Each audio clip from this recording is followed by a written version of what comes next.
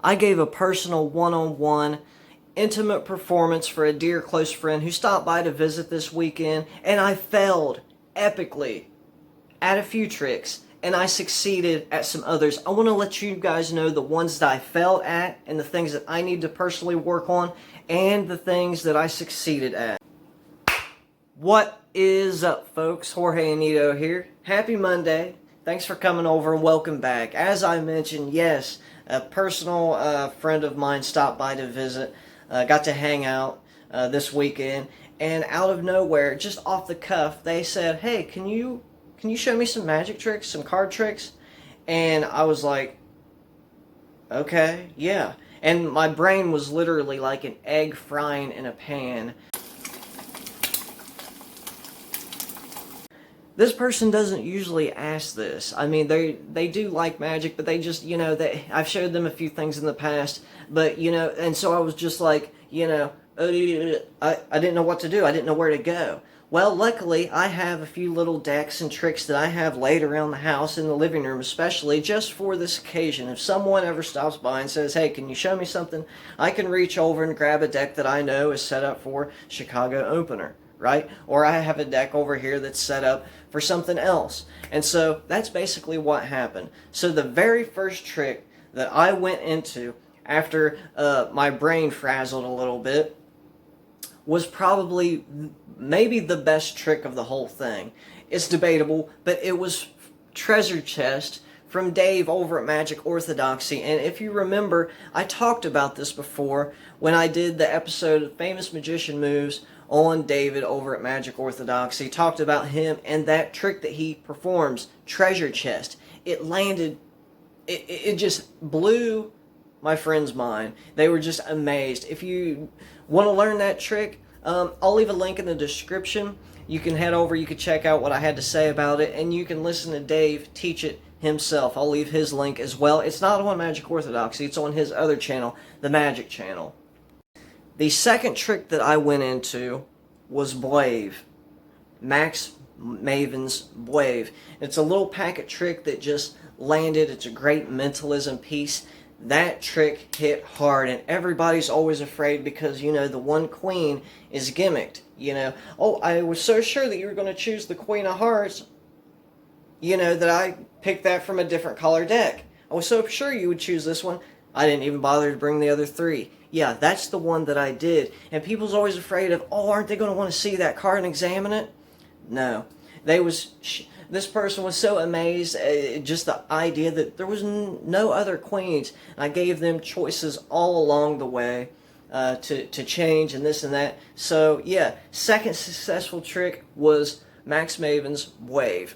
And then my first fail comes into place. I had another Max Maven Effect Pocket Nightmare laid over not far on the coffee table. I reached over, I grabbed that deck. And, this person sees random decks that I have that I'm just playing with day in and day out. And so I'm just, picking certain decks and saying, why it's important to me, where I picked out, giving them a little bit of backstory on whatever deck. And I picked that one up. I say, it's just a regular pack of bikes. This is what I often like to use because, people think the fancy decks, if you will, are just trick decks a lot of the times. Not always, but, and so I just play it safe, and this is just a pack of bikes, and I go into Pocket Nightmare, and I flash.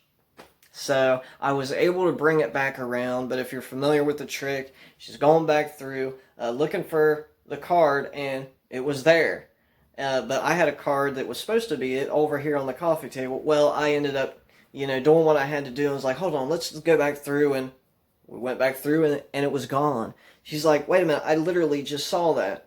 I'm like, "Well, hold on, let's double check." Go back through, it was gone. So, yeah, I failed at it, but I was able to bring it back around. So, that was the third trick, Pocket Nightmare. And then I went into Chicago opener. I had a pack of Jerry's Nuggets just sitting there, gave some backstory on it, and went into Chicago opener, and just, enough said.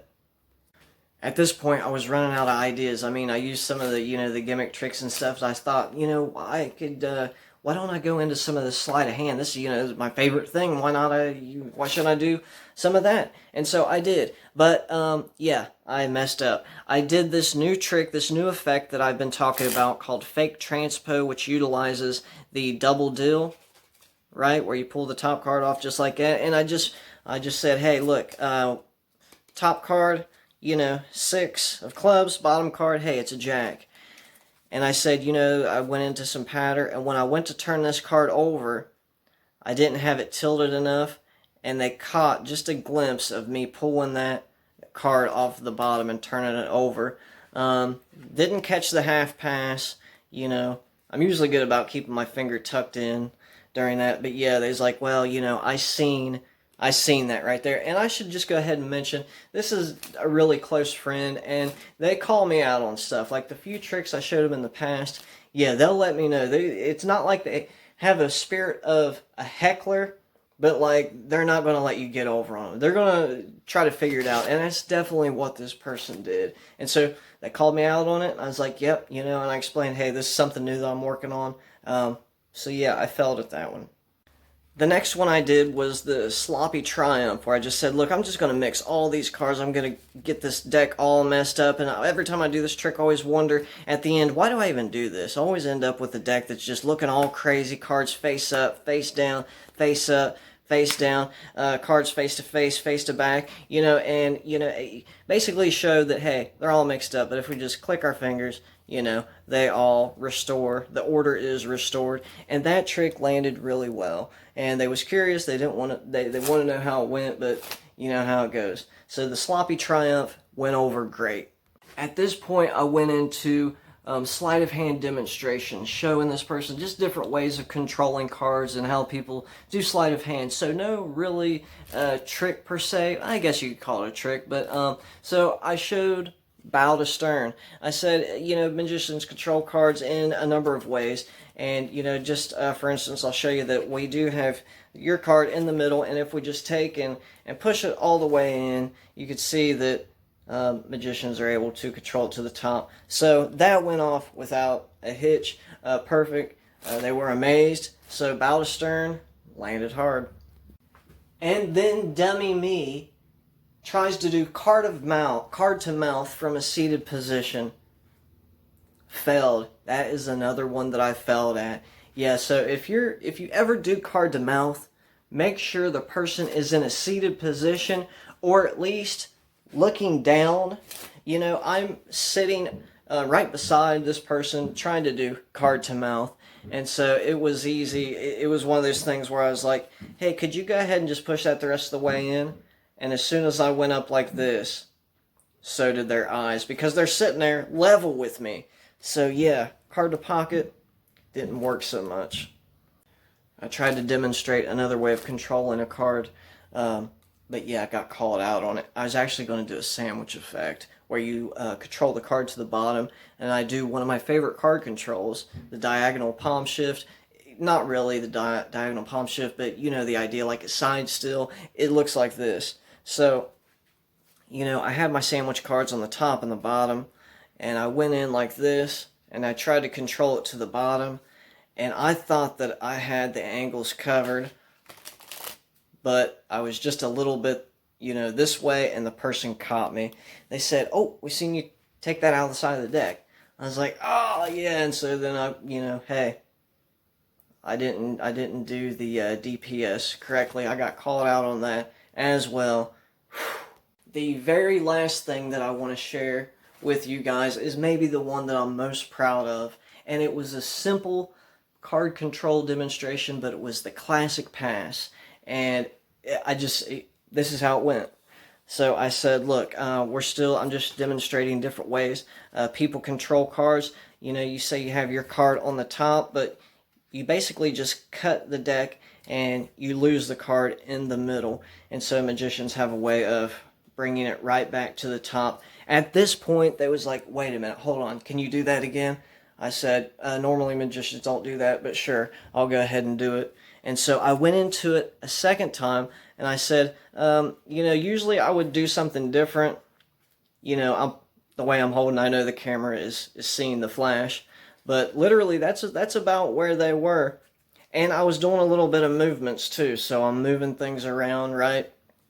And I hit it again. At this point, they're like, do it one more time. I did it a third time, and they were just baffled. So yeah, nobody can tell me anymore that the classic pass is not practical. You can't get away with it. I literally did it 3 consecutive times. And in the hands, false cut, classic pass with the spectator eyes on my hands burning the heck out of me. I'm talking looking right at the deck. And just by the way I was moving, I mean, they're looking at everything. Got away with it 3 consecutive times. The classic pass. So, hey. So, my friends, there you have it. Hope you enjoyed that. As I reflect on my experience, I really wish I would have, asked for permission to film, but, spur of the moment, off the cuff, hey, it is what it is. But I at least wanted to jump on here and let you guys know how it went, what I failed at, what I need to personally work on, and some things that really hit hard. And so, all in all, yeah, just with those fails, I did poorly. I'm under the persuasion, as Aaron Fisher, who said recently, he's associated with Conjure's Community, one of the co-founders, I believe. He said that, hey, we are called upon as magicians to blow minds, to perform miracles. No matter if we're at the 7-Eleven, at the local Walmart, if we're out and about, people associate magic with us. And if we're ever asked, hey, can you show us something? We are obligated to blow minds and perform miracles. So I reflect on my situation. I think there's some things I need to work on. Some of my sleight of hand, some of my card controls. And then I know some things that really do hit hard. I haven't performed street magic or this type of, one-on-one type performance since like 2019, all this COVID and stuff. And really, I've done a few things here and there for people, but yeah, this is the first time I did an all-out, pretty long set. So, guys, there you have it. Hope you enjoyed it. Stay tuned this coming Saturday for our giveaway. Yes, doing a huge 400 sub giveaway, little collaboration effort. Stay tuned for that. I think you'll find it very interesting. Jorge Nito here signing off, and God bless.